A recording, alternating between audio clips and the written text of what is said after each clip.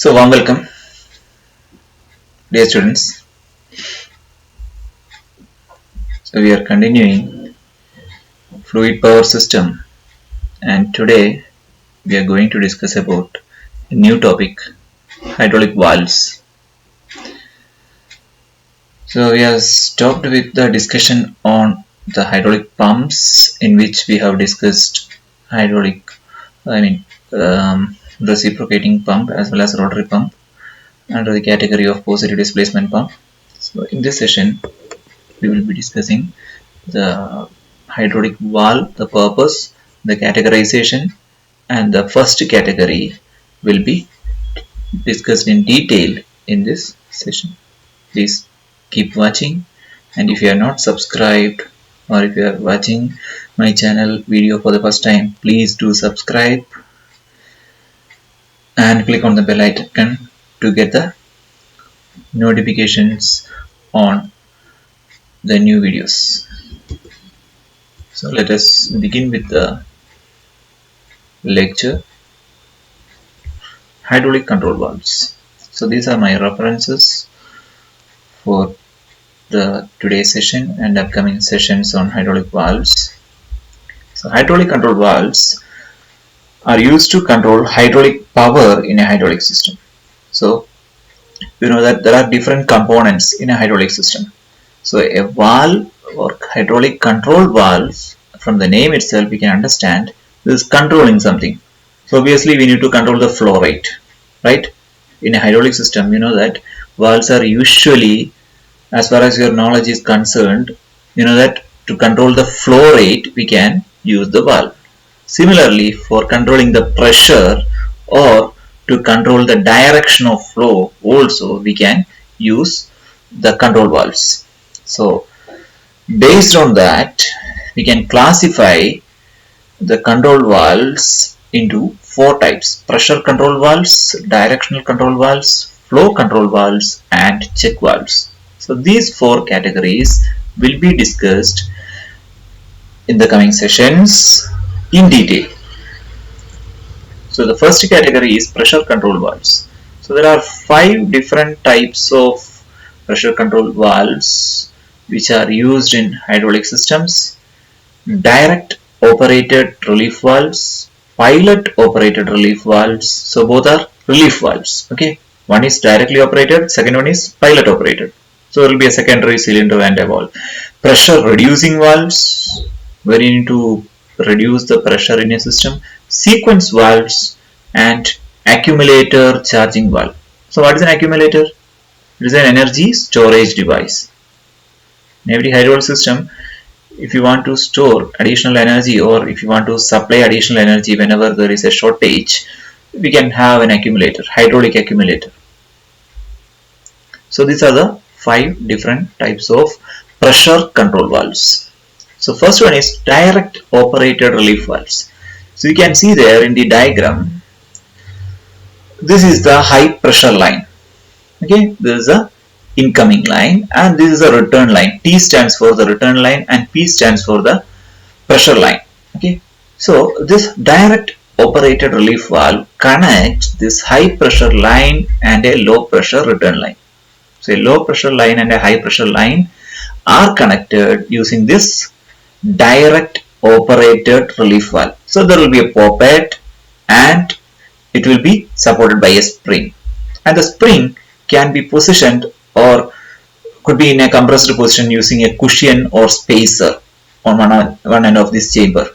Okay, so this poppet, this triangular symbol represents a poppet which is seated on its position as a result of this spring force Fx and the pressure force from the line Fp. Okay, so there are 2 forces are shown, Fp and Fx. Okay, so this will be positioned according to the pressures in this pressure line and the pressure acted upon by the spring. Fine. So this valve mainly consists of a poppet loaded by a spring as shown in this diagram. The poppet rests against its seat as long as the pressure force Fp, that is the product of pressure and the area of the what is AP? Area of the poppet here. You can see this area, this opening. Fine. Is less than the spring force.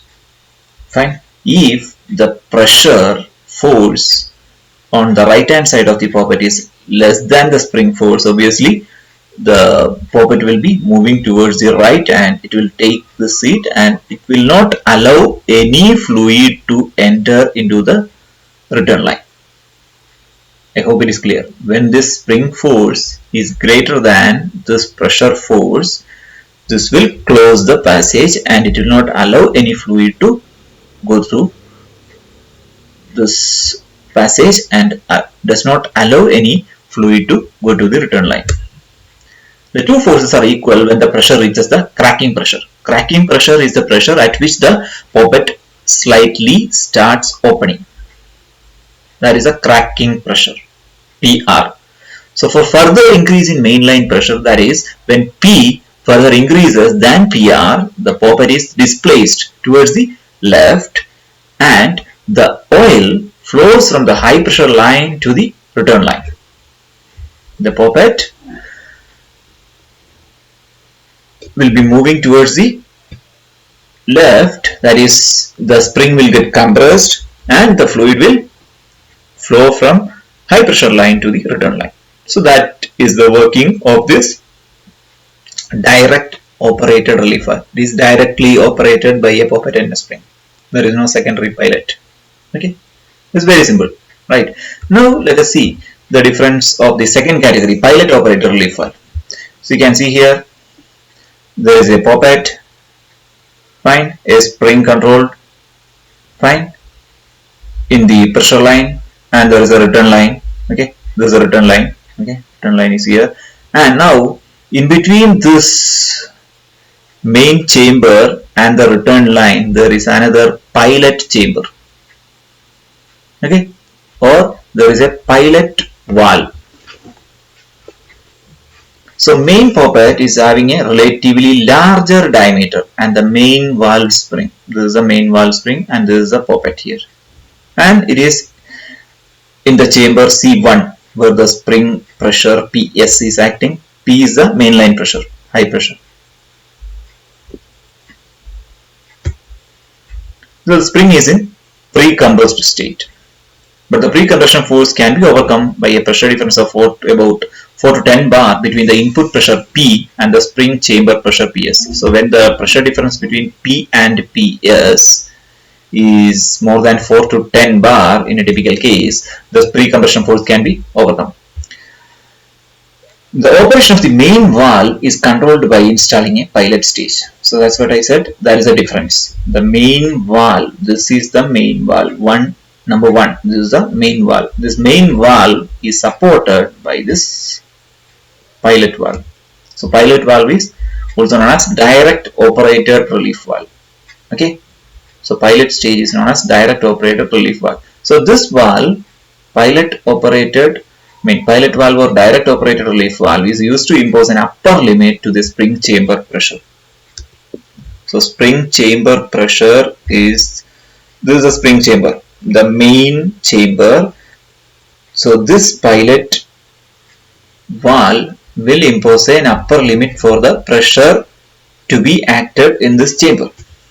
Now there are two cases. Okay, when the pressure P in the main line is less than the cracking pressure, when the pressure P is greater than the cracking pressure. We will see these two cases one by one. When the supply pressure is less than the cracking pressure of the pilot stage, that is the pressure in the pilot chamber, its poppet is seated. Suppose when the pressure P here, this is less than the pressure here. Okay, obviously this pilot will be seating as a result of the compression, the force of this spring. So you can see that this line is connected here through these two valves, N1 and N2. N1 and N2, through these two it is getting connected, this pilot valve. So when P is less than the spring force or the pressure from the spring, this poppet will be seated here like this in a closed position. Fine. So at this condition, the pressure forces acting on the main poppet are compensated. The spring 2 acts to close the main valve. So basically the spring 2 will be closing the main valve. So this will be closing. Okay, this is closed. No pressure is acting on the spring now because it is closed. If it is opened, what will happen? Let us see the second case. Okay, now since this is closed, there is no flow, the spring will be closing this valve. Now when the pressure P becomes greater than the pilot valve cracking pressure, when the pressure P is greater than the pilot valve cracking pressure, the pilot poppet valves opens. This will be opening. Pilot poppet valve 3 will be opening, and the pressure in chambers C1 and C2. Pressure in chamber C1 and C2. This is chamber C2 becomes equal to the relief pressure of the pilot stage PR. Cracking pressure. It will become the cracking pressure PR. As the pilot valve flow rate increases, the dynamic depression in nozzles N1 and N2. These N1 and N2 are the two nozzles. Okay. Dynamic depression in nozzles N1 and N2 results in a sufficient pressure difference P minus PS. Okay. Since this is opened, flow rate increases, fine, from the main line to the pilot valve. Okay. So this N1 and N2, this depression in these two nozzles will result a pressure difference P minus PS. Inlet chamber and the chamber C1. This is the inlet chamber here and this is the chamber C1. Okay. Now as a result of that, this valve will be opened. This valve will be opened. Main valve will be opened and the flow will be taking place to the return line. Now the third category of pressure relief valve is pressure reducing valves. So when a subsystem in a larger hydraulic system operates at a pressure lower than the main system, reducing valves are employed. So when a subsystem are used, so here for an example, this is a hydraulic system. We have an electric motor, a pump, okay, and this is the pressure reducing valve, PR. The pressure at the reducing valve is PR, okay, fine. And there are two throttling elements are employed on before and after the pressure reducing valve. Throttling elements A1 and A2 are there in the line before and after the pressure reducing valve. So we need to achieve the pressure PR. So if you want to increase this reducing pressure, we need to increase the area here and decrease the area here, and vice versa. Thereby, we will be achieving the reduced pressure. Now, the fourth category is sequence valves. These are used to create, this is a representation of sequence valve. Okay, spring loaded. This is a P is the pressure line and T is the return line. So they are used to create a certain sequence of operations according to the pressure level within the system. According to the pressure level within the system, they are used to create a certain sequence of operations. They are also called multifunction valves. So they can be used to control sequencing, braking, unloading. So for example, you can see here P is the pressure line and T is the return line. In between there is a chamber. So there is a spool. A spool is used. This is a closed position. Fine. This is a closed position. When in open position, when the sequence valve is in operation, what will happen? There is a connection between P and A. Directly the fluid can flow to A. So thereby a sequence of operations will be carried out if you want to regulate the pressure within the system. Now the fifth category, the last one in the pressure relief valve, is the accumulator charging valve. They are used in a hydraulic system for energy storage, accumulators, protection against hydraulic shock, and pump unloading. So this is a symbol representing an accumulator in a hydraulic system.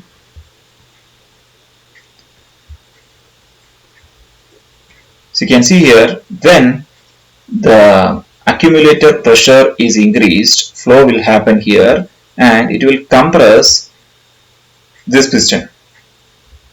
As a result of that, the fluid will be flowing here and the pressure will be acting on this piston 2 on top of this spring valve.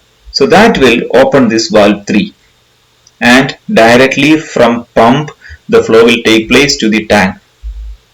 So what will happen? The pump unloading will be taking place. When the accumulator pressure is increased, the pump unloading will be taking place in this fashion. This valve will make sure that no oil will be leaking into the pump. This is a non-return type of valve. So no oil will be directly flow to the pump. This is one of the examples for accumulator charging valve. So that's all about the pressure relief valves. In the coming session, we will discuss about directional control valves. That is a second category of hydraulic valves. I hope you have enjoyed the lesson. Please listen if you have not understood. If you have any doubts, you can comment in the comment section below. Thank you for watching. Have a good day.